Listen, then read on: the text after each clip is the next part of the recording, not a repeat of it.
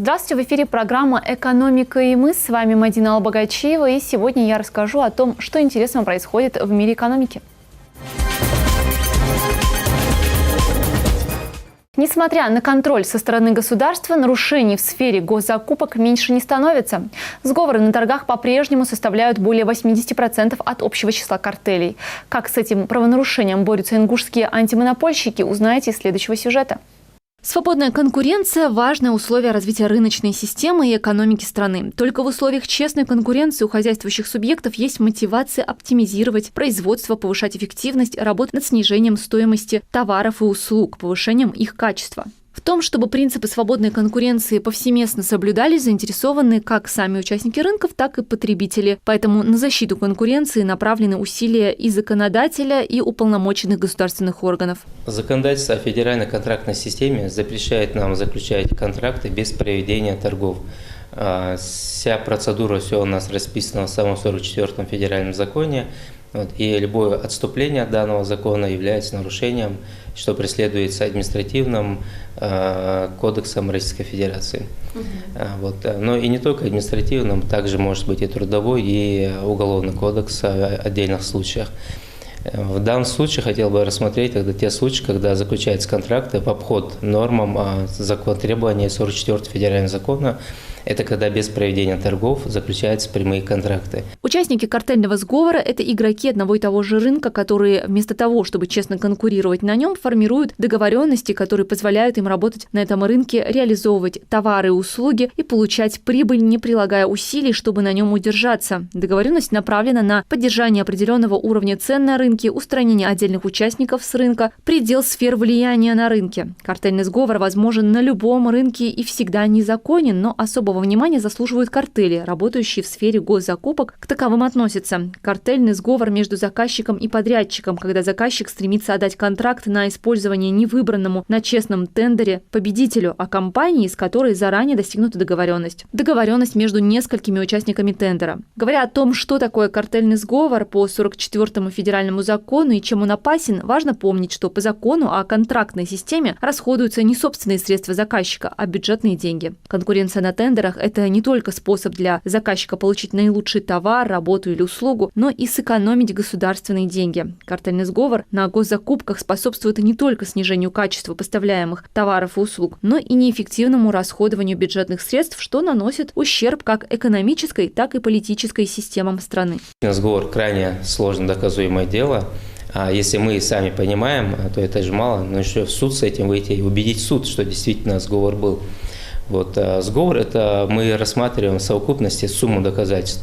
То есть о том, что ранее они там, допустим, созванивались, какие-то у них взаимоотношения были в сфере перечисления каких-то федеральных денежных средств, о том, что какие-то льготные условия именно под этого участника заказчиком были выполнены, то есть там он отсек других участников. Также признаком сговора может быть отсутствие вовремя выставлены или вообще не выставлены пени штрафа, ненаправление недобросовестного подрядчика, исполнителя по контракту фаз для включения в реестр недобросовестных поставщиков. Мы сейчас на стадии возбуждения рассмотрения дела в сфере здравоохранения. Там примерно такие же дела у нас, когда единственному поставщику были отданы контракты на десятки и сотни миллионов рублей, но с него не спрашивалось ничего. То есть, допустим, ему изначально дали время на поставку 90 дней, а потом еще, нарушая законодательство, еще дали 60 дней, еще продлили этот контракт. Потом умудрились еще не штрафовать его за это. Медицинское оборудование так и не было поставлено в установленные сроки. Борьба с картелями – важный аспект государственной политики, и российский законодатель это осознает. В настоящий момент рассматривается инициатива по ужесточению этой борьбы, в частности, созданию цифрового реестра картелей. Компании, внесенные в него, не смогут участвовать в торгах. В гостях у нас сегодня Джамалейл Костоев, начальник отдела по развитию транспортного комплекса Минпромсвязи Ингушетии. Здравствуйте, Джамалейл. Здравствуйте. Рада видеть вас сегодня в нашей студии. Джамалейл, и будем говорить о вашей работе, о развитии транспортного комплекса в регионе. Расскажите о последних новостях. Как мы все знаем, транспортный комплекс в основном в себя включает автомобильное, воздушное и железнодорожное сообщение. Говоря о новшествах, есть злободневные проблемные моменты, на которые акцентирует внимание наш пассажир. Это автомобильные перевозки, на которых у нас сейчас есть какие-то изменения в направлении межрегиональных сообщений. Если же раньше всегда были жалобы со стороны пассажиров, то мы, как и всегда, я люблю это повторять, мы обращаем на это внимание и в силах своих средств и возможностей пытаемся разобраться в сложившейся ситуации. Мы сейчас начали внедрять практику привлечения частных перевозчиков для обслуживания наших же государственных маршрутов. Такая практика у нас уже внедрена, получается, это в Ставрополь, и на этапах у нас есть ряд маршрутов, которые мы будем сейчас рассматривать. Приятной новостью станет, я думаю, ближе к лету, это у нас запуск новых сообщений, это железнодорожная ветка будет у нас до станции минеральных вод. Основной акцент пассажиропоток только так просил это сообщение возобновить. Могу сделать акцент то, что момент при закрытии именно данного сообщения было еще где-то в 2013 году. И вот за весь период вопрос обсуждался долго. И вот благодаря, так скажем, взаимодействию на власти республики и Северокавказской железной дороги мы сегодня этот вопрос можем и в силах решить. И, понимаете, да, еще одна проблема будет позади. Возобновление вечернего рейса авиационного сообщения, это в Москва, у нас Шереметьево. Есть определенный контингент пассажиров, который необходимо было это сообщение. И на этапе, я думаю, будет приятной новостью, если же мы сможем завершить процесс по возобновлению деятельности по Питер. Могу сразу сказать, что работа в этом направлении ведется. Ведется она как раз-таки по аналогии соединения, так скажем, вот вечернего рейса, возобновления его, где вот смело можно сказать, что есть положительная динамика, и такую же положительную динамику мы ожидаем и в направлении Санкт-Петербурга.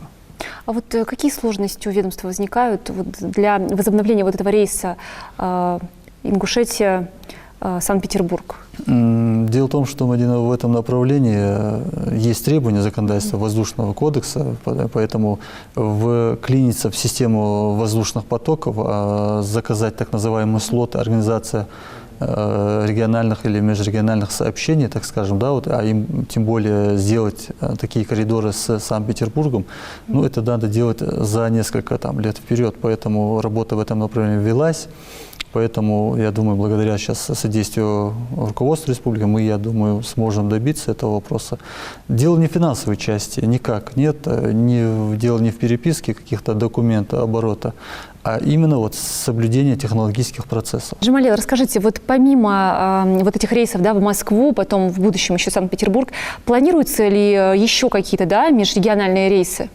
Да, Мадина, мы с вами этот вопрос обсуждали и в прошлом году, и в этом году. Да, я затрагивал вопрос организации в курортные такие месяцы. Это, получается, и курортные зоны мы будем захватывать. Это в рамках федеральных программных мероприятий. Мы планируем этим летом возобновить или же запустить, так скажем, для нашей республики. Это будет первый запуск. Это направление Сочи, Симферополь. Вот такие межрегиональные сообщения нами планируются.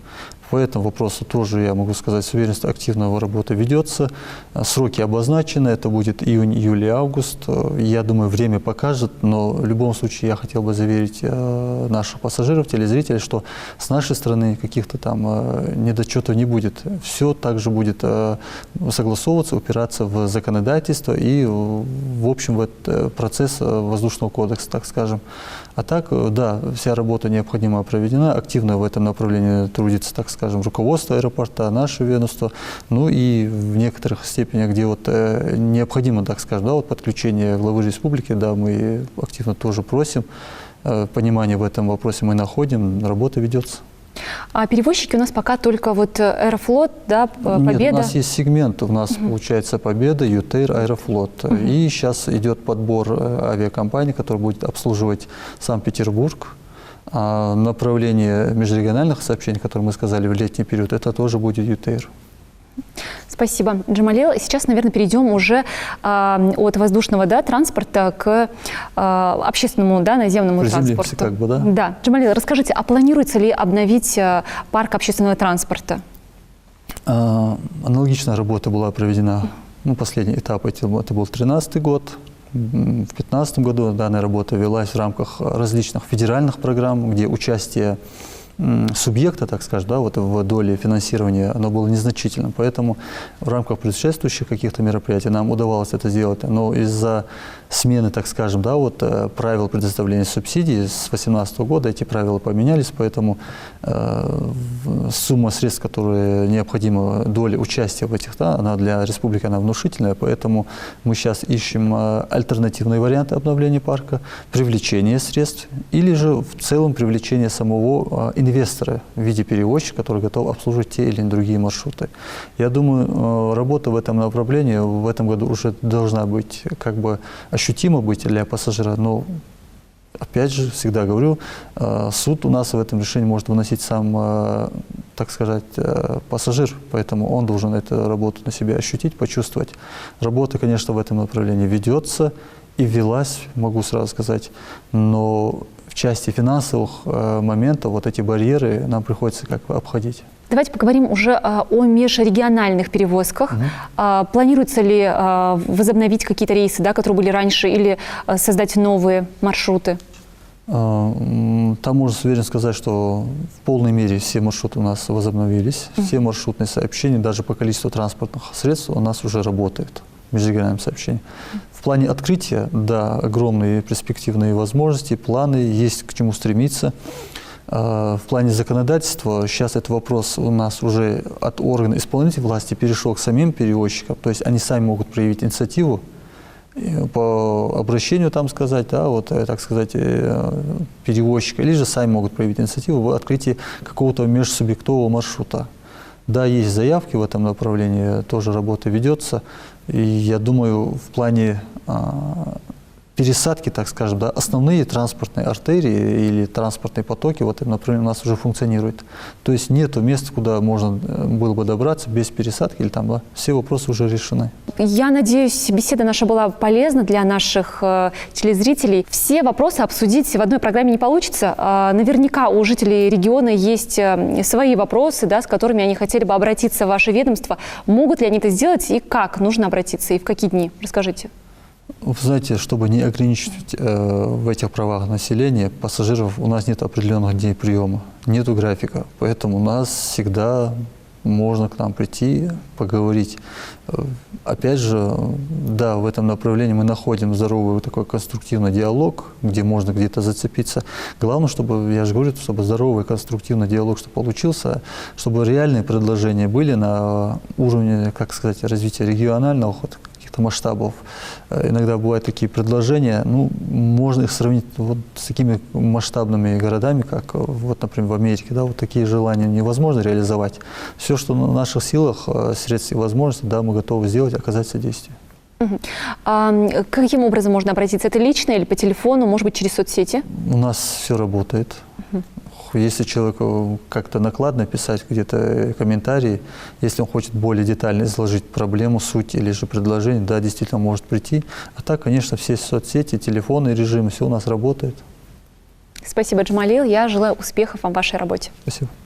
Друзья, я напоминаю, что в гостях у нас сегодня был Джамалил Костоев, начальник отдела по развитию транспортного комплекса Минпромсвязи Ингушетии.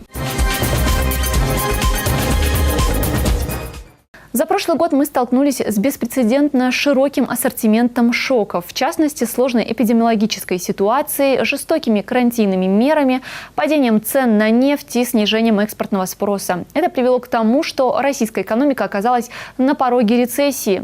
Есть ли у страны шанс избежать рецессии? Как выйти из кризиса с наименьшими потерями? Сохранить достойный уровень жизни населения? Устранить возможную социальную турбулентность? Расскажет финансовый эксперт. Локдаун и карантинные мероприятия, которые усугубляются опять же в Европе, и прогнозируется третья волна, скажем так, ее даже больше ожидают, чем она на самом деле грозит населению и экономикам стран, в принципе является и встроена в элемент трансформации экономики мира.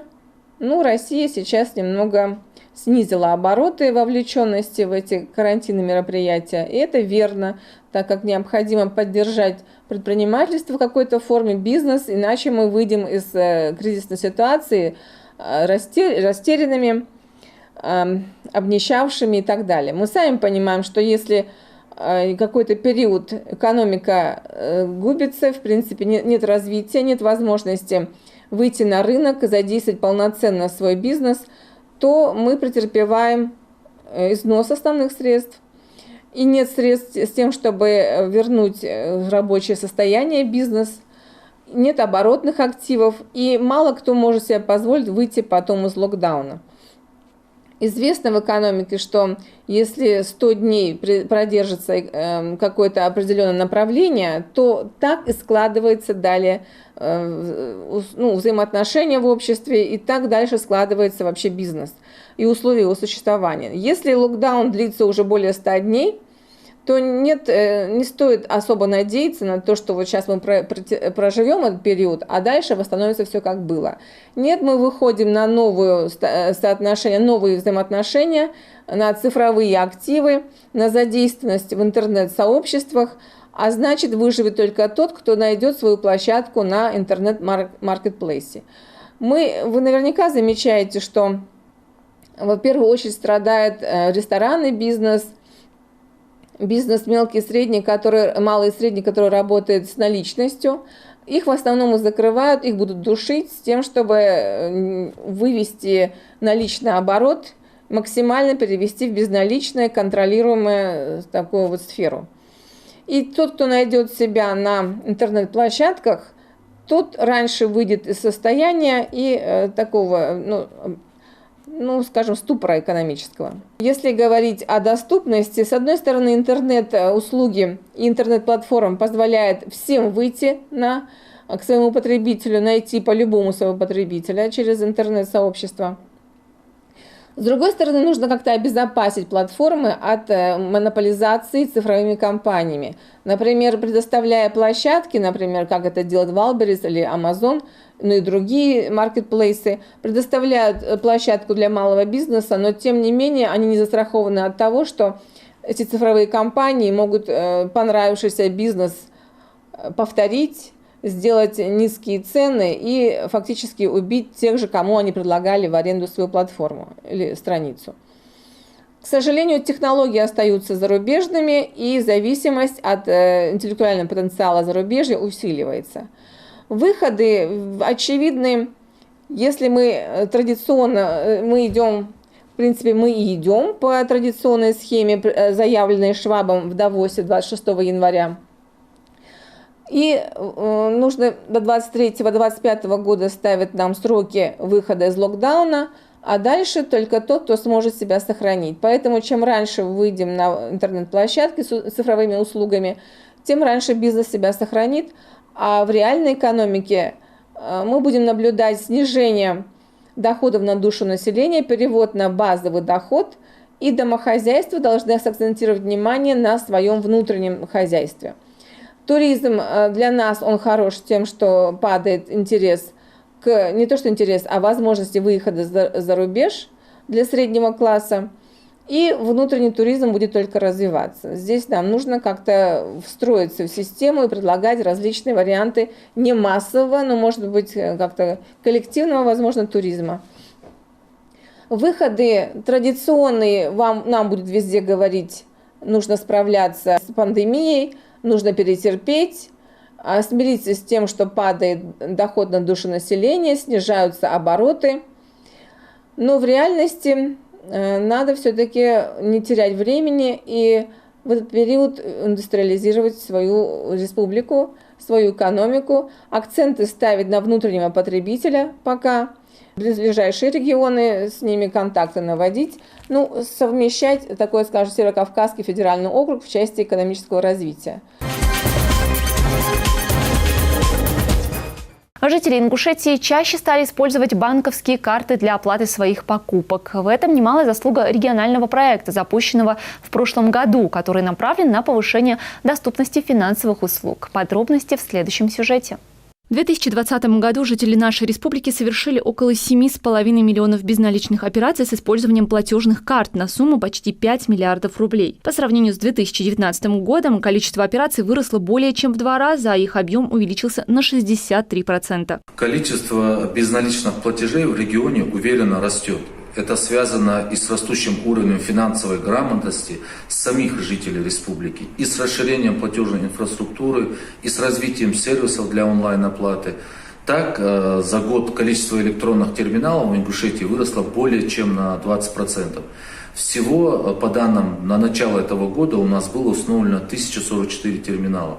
На 18% за год увеличилось и количество выпущенных в регионе платежных карт. На 1 января 2021 года эта цифра составила 355 тысяч единиц.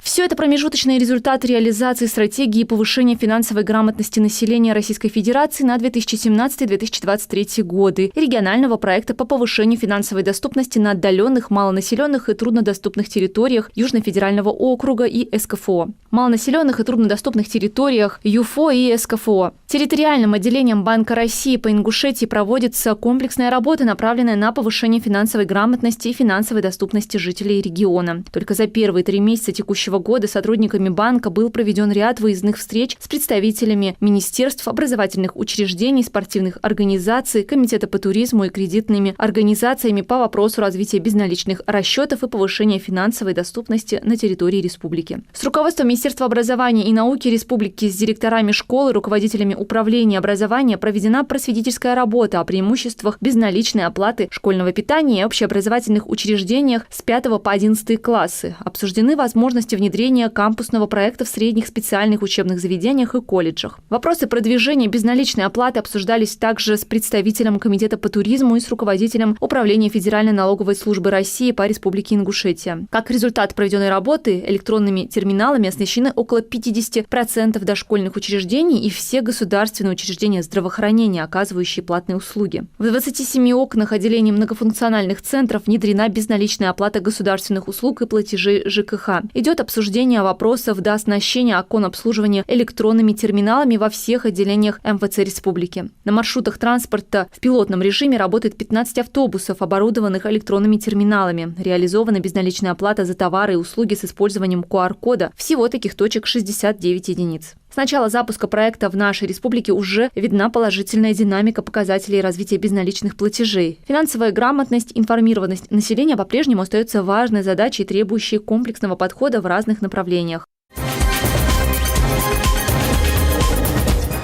Ну что ж, друзья, на этом выпуск программы «Экономика и мы» подошел к концу. Я с вами прощаюсь. Всего доброго. До встречи в эфире.